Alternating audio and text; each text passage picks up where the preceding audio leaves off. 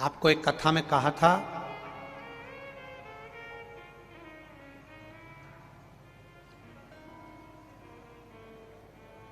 कभी ये शिवलिंग है, ये गोल जलाधारी है, ये सामने चरण है। करें दर्शन सबने। ये दो सामने जो चरण हैं, इसके बीच में सुख सुंदरी है। कभी कभी विशेष कोई अवसर आए,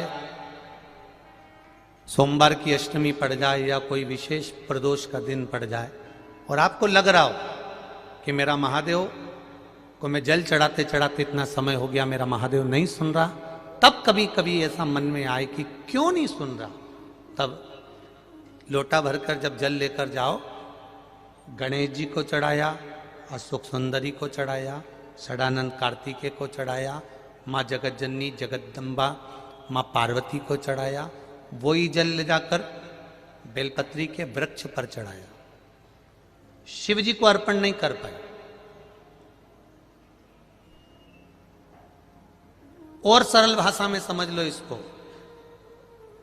किसी किसी माता को आपने देखा होगा, किसी किसी व्यक्ति को आपने देखा होगा कि वो शिव मंदिर में जाता है, शिव जी को भले जल नहीं चढ़ाता है, पर शंकर भगवान के मंदिर में जाकर इतनी सफाई कर देता है, जहां शंकर भगवान का कहीं बेलपत्र वगैरह पड़ा हुआ है उसको उठाएगा, बीनेगा, फिर यहाँ से धोएगा, श्रृंगार करेगा, यहाँ से साफ करेगा, साफ करके जो पानी जा रहा है वहाँ साफ करेगा, साफ करके एकदम क्लीन करके फिर शंकर भगवान को पोंछ कर स्नान कराकर जल चढ़ाकर फिर उनका श्रृंगार करता रहता है। कभी कभी आपके साथ में भी ऐसा हुआ होगा, आपने भी करा होगा, ऐसा नहीं कि नहीं करा।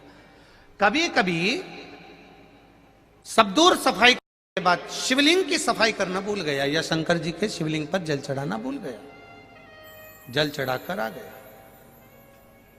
अब आ तो गया, पर चिंता देवादिदेव महादेव को लग गई। मेरा था, भक्त था, उपास करता था, शिवरात्रि का व्रत करता था, पशुपति व्रत करता था, सोमवार सावन के करता था, 16 सोमवार करता था, पर आज इसको ना जाने क्या हो गया कि ये मेरे ऊपर जल ना चढ़ाकर सब दूर जल चढ़ाकर चले गया।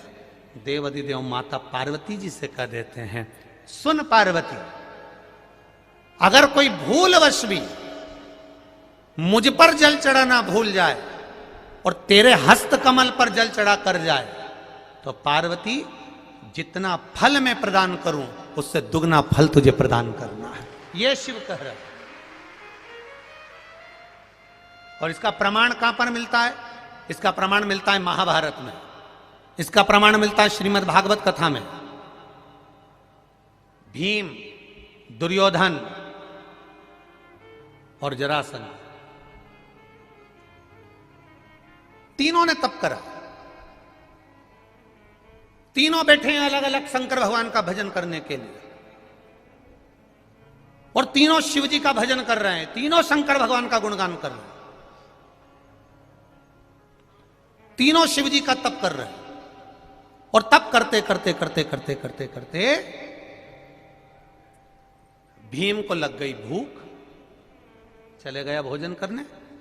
जैसे ही भोजन करने गया तो कुछ खाने का तो मिला नहीं, केले के पेड़ पे से केला लिया आया, छील छील के खाकर फेंक दिया, बैठ गया। इतने में देवादिदेव महादेव प्रकट हो गए, और महादेव प्रकट होकर तुरंत मेरे शंकर भगवान ने प्रसन्न होकर प्रकट होकर दुर्योधन और जरासंध को देखा और दोनों से पूछा, तुम्हें क्या चाहिए मांगो। दुर्योधन और जरासंध ने कहा, हमको 100 हाथियों का बल दे दो। शंकर भगवान ने कहा, 100 हाथियों का बल? तथास्तु। शंकर भगवान ने तथास्तु तो कह दिया। भीम बैठकर केला खा रहे थे और जरासंध और दुर्योधन जाते जाते हंस दिए। बताओ, इस खबड्डे को देखो, हप्सी को देखो, खाने के चक्कर में इसको आशीर्वाद नहीं मिला और हमको 100 हाथियों का बल मिल गया। किसी पर मत हंसना। दुर्योधन और जरासंध भीम पर हंसे थे, और दुर्योधन और जरासंध भीम पर हंस दिए। भीम का मुंह उतर गया, चेहरा उतर गया, केला छोड़ा, भीम तप करने चले गया। तप करने गया तो भीम जान गया कि मैं अब तप करूंगा तो महादेव का नहीं करूंगा, पार्वती जी का करूंगा। अभी आपको कथा में कहा था कि केवल जलाधारी भी अगर आप स्पर्श कर कर बेलपत्री आदि जो निर्माल्य पड़ा हुआ है उसको उठाकर, बहुत बड़ा दोष है एक, शायद आपने भी जिंदगी में कभी करा होगा, अब कर दिया हो, अब मत करना। कौन सा दोष?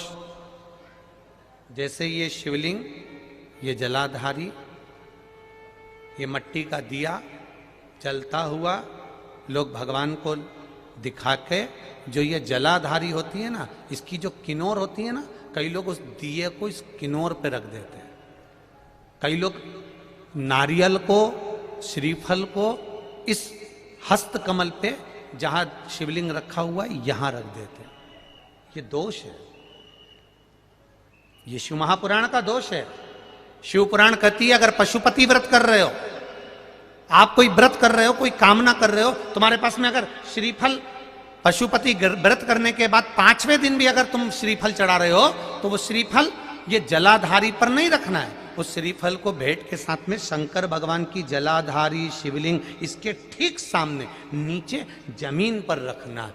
उसका फल ये होता है कि तुमने जो पशुपति व्रत करा, शंकर भगवान ने उसको स्वीकार कर लिया और वर प्रदान कर दिया।